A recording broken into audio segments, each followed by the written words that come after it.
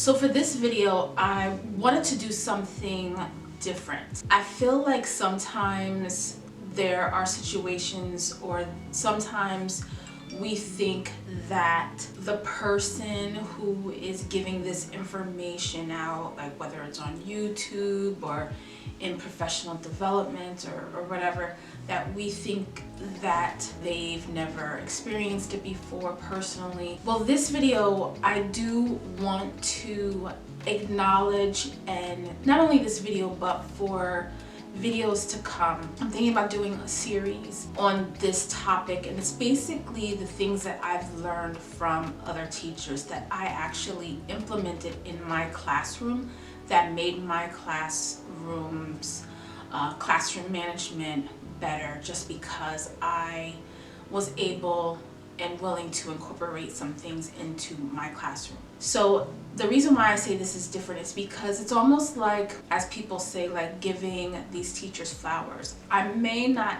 know where all of them are at this point, because it has been some years, but I still want to acknowledge the information and the tactics and the tips and things like that that I've learned and implemented that have worked for me.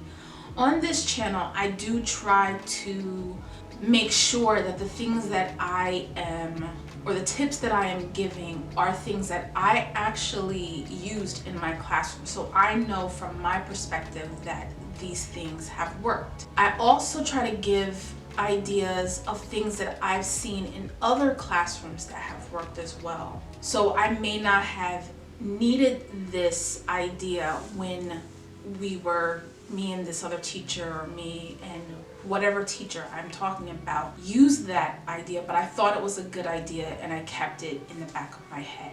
So what you see on this channel is information, tips, and things that have come from my experience in the classroom, which is over 20 years, and some of the experiences of other teachers that I have worked with as well. So saying all that, I wanted to do a series of things that I implemented in my classroom that I thought, or now looking back, I know that they were building blocks for the classrooms that I was able to be in, and the classroom management that I was able to develop and eventually became my whole system of how I do classroom management. And some of the ideas that I teach here on this channel are from that system that I talk about in my workshops and in my challenges and master classes and stuff like that.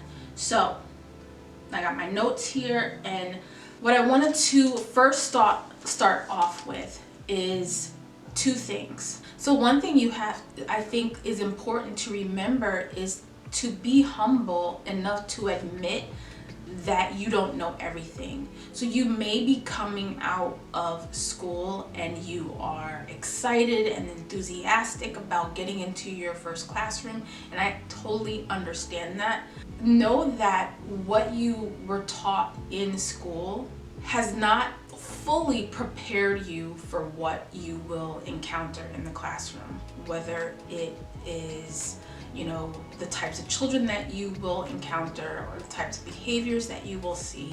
There are some things that it won't prepare you for, or it probably didn't prepare you for. And I want to say that not only coming from my experience of being in the classroom and being like, I never was taught this, but hearing it from other teachers as well, that they did not get certain things in their curriculum and their coursework at the school that they went to. Not saying that every school doesn't incorporate that kind of stuff into their coursework, but I know a lot of people, a lot of teachers felt unprepared when they entered their first classroom. This is not to scare you, this is just to give you some perspective that yes, you went through all of that work, and awesome that you did, but there's still some things that you may struggle with when you get into the classroom. And one of those things that I hear a lot about is classroom management. So having said that, just be humble enough to admit that you don't know everything, or be humble enough that what you're doing is not working, and that's fine too. You know that whatever it is that you are trying to get the children to do, or whatever type of routine or procedure or whatever it is not working. Recognize that so that you can then readjust. And sometimes you have to be humble enough to admit that you need help. And a lot of us, I know it's hard to hear, but sometimes it's pride that gets in our way, and I'm speaking from experience. It's pride that gets in our way of asking for help and receiving help. So the second thing that I wanted to say is, again, speaking from experience, is be open to receiving and implementing better ideas or other perspectives in your classroom. And to get those better ideas and other perspectives, you're gonna have to get them from other people. So be open to that. Be willing to change something to make your classroom work. Now let's get into it. So what I learned from Miss Stacy. I don't know where Miss Stacy is right now, but I worked with her, I was still in college, but one of the things that I learned from Miss Stacy was to be a river and not a reservoir. And what I mean by that is, there was a point in working together, it seemed like she wanted me to feel more a part of the process of running this classroom. This was, like I said, in a daycare, and we were working with, I think it was 2.5 to 3-year-olds. She wanted me to feel more part of the process of, what's going, how to prepare and prep and all that stuff. And wanted to start including me in some of those things, like lesson planning and implementing and running activities and stuff like that. So I felt like she didn't want me to just be support, but she wanted me to be a partner. So for me, when I say that she was more of a river, is that, well, she provided opportunities for me to shine.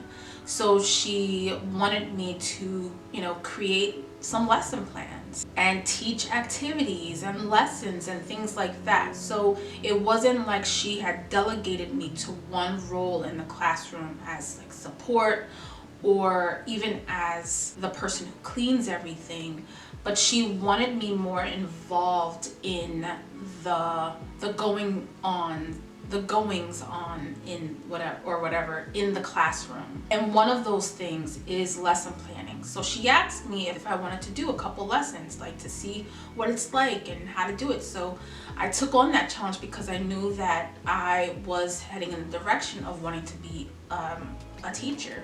So at this point, I was her assistant in the classroom. So, she was just like, well, how about, doing a couple lessons a week and seeing how you like it and all that stuff. So that's when I started doing it, and I really enjoyed that whole process. This was a daycare that didn't have like a set curriculum. It was basically the teacher was doing whatever lesson fit, whether it was based on the children's interest, or I think an old standard was like letter of the week. So everything that had to do with that letter, from art to math to phonics to movement, had to do with whatever letter that was. So it was one of those kind of situations, and she let me contribute. And I, to this day, obviously, I have never forgotten that. And doing so, not only did she do that, again, being a river and letting and providing those opportunities for me, but she also gave me my props, like with other people and administration, is what I found out later. Because through all this, through the team that we built, or the partnership that we built, and the classroom, and with parents who were like so awesome. We built this little, community in our classroom. And with that, I was offered a position as a co-teacher in her class. So I actually went from assistant, my trajectory, if that's the correct word here, was floater to assistant and then to co-teacher. The latter part was due to her being so open to share that kind of stuff in the classroom or share those tasks in the classroom, because I've seen in other relationships, as far as like teachers and assistants, where that is not always the case.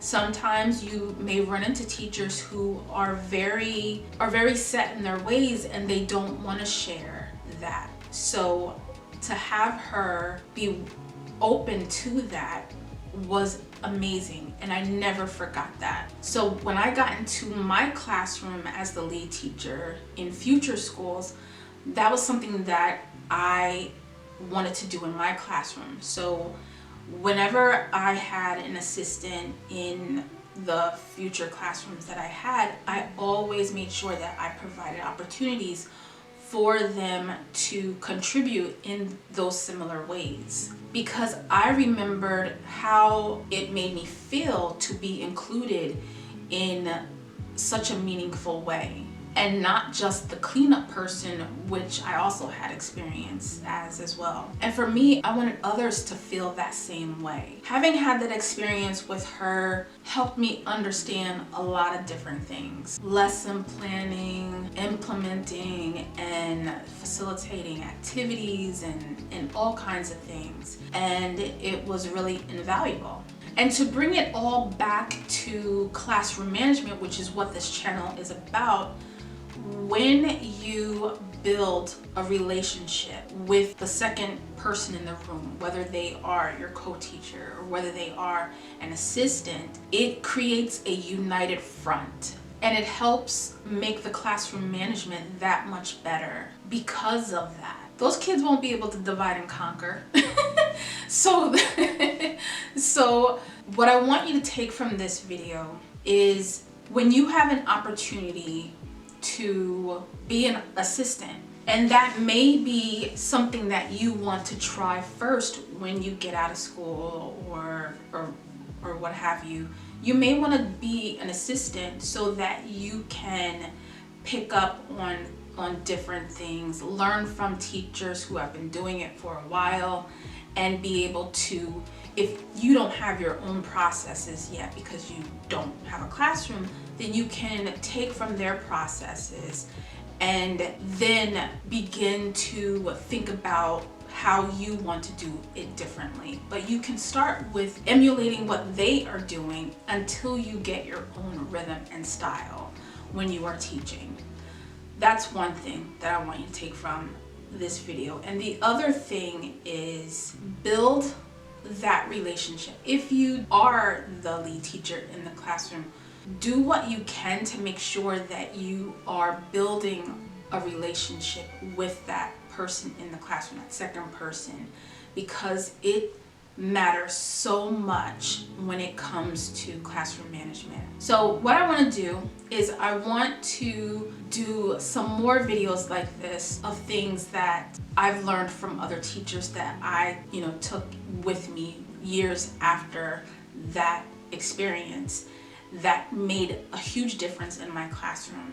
And I hope that it can help you so that you can bring it into your classroom and create like a great experience for not only you but for your children. If you are looking for more ways to build that relationship with the second person in the classroom so that your classroom management can flourish, I have a video here that you can check out after this one. And for just other classroom management tips, go ahead and subscribe and hit the notification bell so that you know when the next video has been posted. Until the next one, I'll see you soon. Bye.